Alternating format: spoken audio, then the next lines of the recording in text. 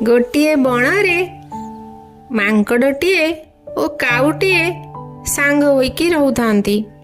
ସେମାନଙ୍କର ବନ୍ଧୁତା ବହୁତ ନିବିଡ଼ ଥାଏ। ସୂରୁଜ ଉଠିଗଲେଣି ମାଙ୍କଡ଼ ଭାଇ, ମୁଁ ଯାଉଛି ଖାଇବା ଖୋଜିବା ପାଇଁ। ହଁ ତୁ ଯା। ତମ ଚଢ଼େଇ ମାନେ ଯେ ଖାଲି ସୂରୁଜ ନ ଉଠୁଣୁ ଚାଲିଯିବେ ଖାଇବା ଖୋଜିବା ପାଇଁ।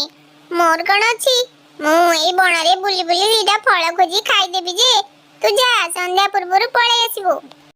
ତାପରେ କାଉ ଆକାଶରେ ଉଡ଼ି ଉଡ଼ି ଜଙ୍ଗଲ ଭିତରକୁ ଚାଲିଯାଏ।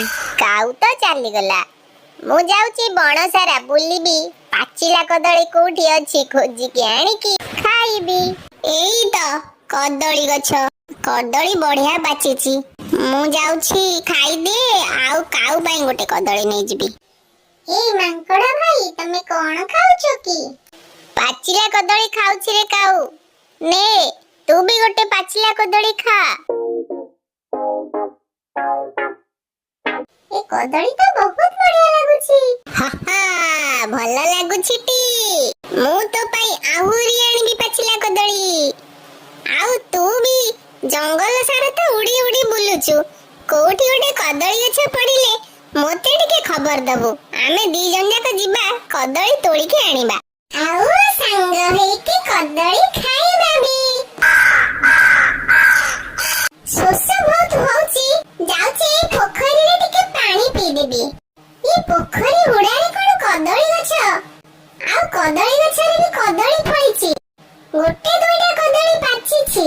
ମାଙ୍କଡ଼କୁ ଖବର ଦେବାକୁ ପଡ଼ିବ ତାହେଲେ।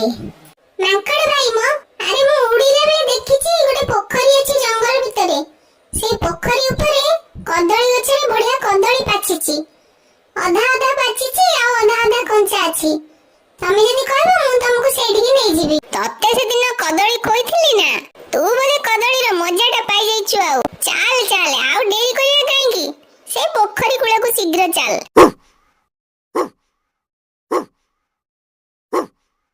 ଏ ମାଙ୍କଡ଼, ତୁ ଏତେ ଜୋର କଣ୍ଡିଆ ମାରୁଛୁ? ଆମ ପୋଖରୀ ହୁଡ଼ା ଭାଙ୍ଗିଯିବ, ଆମେ କେମିତି ପୋଖରୀରେ ରହିବୁ? ଆମେ ଦିଟା କଦଳୀ ନେବୁ ବୋଲି ଆସିଥିଲୁ। ଆଚ୍ଛା, ତମେ ଏଠିକି ଖାଇବାକୁ ତାହେଲେ ଆସିଛ? ହଉ ଛାଡ଼, ମୁଁ ତମକୁ କିଛି କହୁନାହିଁ, କିନ୍ତୁ ତମେ ଆଉ ଥରେ ଏ ହୁଡ଼ାକୁ ଏମିତି ଆସିବନି। ତମେ ଗୋଟେ କାମ କର, ତମେ ଏଇ କଦଳୀ ଗଛକୁ ଉପାଡ଼ିକି ନେଇଯାଅ, ତମ ଘର ପାଖରେ ଲଗେଇଦବ। ସେଇଠି କଦଳୀ ହଉଥିବ, ଖାଉଥିବ। ଆଉ ଚାଲ ଆମେ ଏ ଗଛକୁ ନେଇକି ଚାଲିଯିବା, ଆମ ଘର ପାଖରେ ଲଗାଇବା। ମୁଁ ଗଛ ଉପାଡୁଛି, ତୁ ମତେ ସାହାଯ୍ୟ କର। ହଉ ଠିକ ଅଛି। ଦେଖ ସାଙ୍ଗ, ଆମେ ଏବେ ଏଇ କଦଳୀ ଗଛକୁ ନେଇଯିବା, ଆମ ଘର ଆଗରେ ଲଗାଇବା, ଆଉ ଆମେ ତାକୁ ପାଣି ଦବା। ସେଇ କଦଳୀ ପାଚିଲେ ଆମେ ଖାଇବା। ମାଙ୍କଡ଼ ଭାଇ, ଏଇଥରକ କଦଳୀ ଗଛ ଆମ ଘର ଆଗରେ ଲାଗିଗଲା, ଆମେ ଯେତେ ଇଚ୍ଛା କଦଳୀ ଖାଇବା। ରେ କାଉ, ଆଉ ଆମକୁ କେହି ପାଟି କରିବେନି, ଆଉ ଆମେ କୁଆଡେ ଖୋଜିବାନି। ଆରେ କାଉ, ଦେଖ ତ କଦଳୀ ସବୁ ପାଚିଗଲାଣି, ଏଇଥରକ ଆମେ ଖାଇବା। ଏଇ ମାଙ୍କଡ଼ କଦଳୀ ଗୁଡ଼ା ଖାଇଯାଉଛି, ମୁଁ ତ ଗୋଟେ କଦଳୀ ବି ଖାଇପାରୁନି, ସେ 4ଟା କଦଳୀ ଖାଇଦଉଛି। ଏମିତି ହେଲେ ତ ସେ ସବୁ କଦଳୀ ଖାଇଦବ। ମୁଁ କ'ଣ କରିବି? ମୁଁ ଯାଉଛି ଏ କଦଳୀ ଗୁଡାକ ସବୁ ନେଇକି ମୋ ବସାରେ ଲୁଚେଇ ଦେବି। କାଉ, ଆମ ଗଛରୁ କଦଳୀ ସବୁ କିଏ ନେଇଯାଇଛି? ତୁ ଦେଖିଛୁ? ନା ମାଙ୍କଡ଼ ଭାଇ, ମୁଁ ତ ଯାଇଥିଲି ବଣରେ ବୁଲୁଥିଲି, ମୁଁ କେମିତି ଦେଖିବି? ଏବେ ଆମେ କେମିତି ଜାଣିବା ଆମ କଦଳୀ କିଏ ଚୋରି କଲା? ଆମେ କେତେ କଷ୍ଟରେ କଦଳୀ ଗଛ ଲଗେଇଥିଲେ। ତୋର ମନ ଦୁଃଖ ହଉନି? ହଁ, ମନ ତ ବହୁତ ଦୁଃଖ ହଉଛି, କିନ୍ତୁ କ'ଣ କରାଯିବ? କିଏ ଆସିକି ଚୋର ଚୋରି କରି ନେଲା, ଆମେ କ'ଣ କରିବା? 2 ଦିନ ହେଲାଣି କାଉର କ'ଣ ଦେଖା ନାହିଁ। ମୁଁ ଯାଏ ଟିକେ କାଉ ବସା ଆଡେ ବୁଲି ଆସେ। କାଉ, ମାଙ୍କଡ଼ ଭାଇ, ମତେ ବହୁତ ଜୋର ଜ୍ୱର। ମୁଁ ଯାଇକି ଡାକ୍ତର ଡାକି ଆଣିବି କି? ନା ମାଙ୍କଡ଼ ଭାଇ, ମତେ ବହୁତ ନିଦ ମାଡୁଛି, ତମେ ଗଲ। ମୋ ସାଙ୍ଗଟା ଏମିତି କାହିଁକି ବ୍ୟବହାର କରୁଛି? ତାର ପ୍ରକୃତରେ କ'ଣ ହେଇଛି? ସିଏ ଆଉ ମୋ ସାଙ୍ଗରେ କାହିଁକି ମିଶୁନାହିଁ? ଏଇଠି କ'ଣ କଣ ପାଚିଲା କଦଳୀଟେ ପଡିଛି।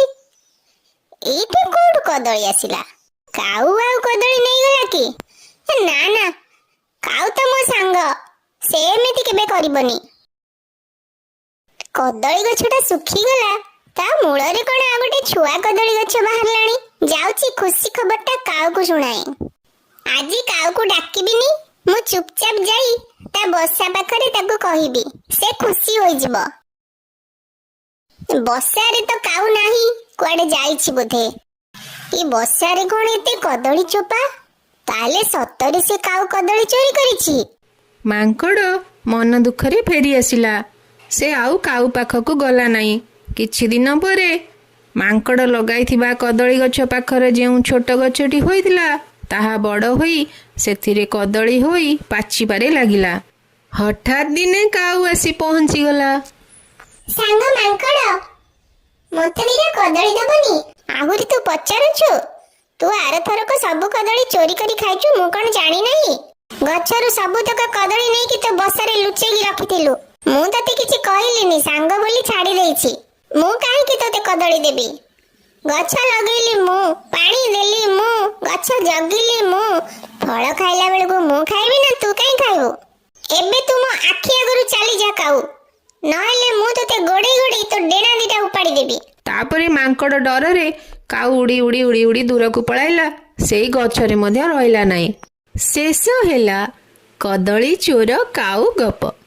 ଏଇପରି ନୂଆ ନୂଆ ଗପ ଶୁଣିବା ପାଇଁ ଆମ ଚ୍ୟାନେଲକୁ ସବସ୍କ୍ରାଇବ କରିବାକୁ ଅନୁରୋଧ ରହିଲା। ଧନ୍ୟବାଦ।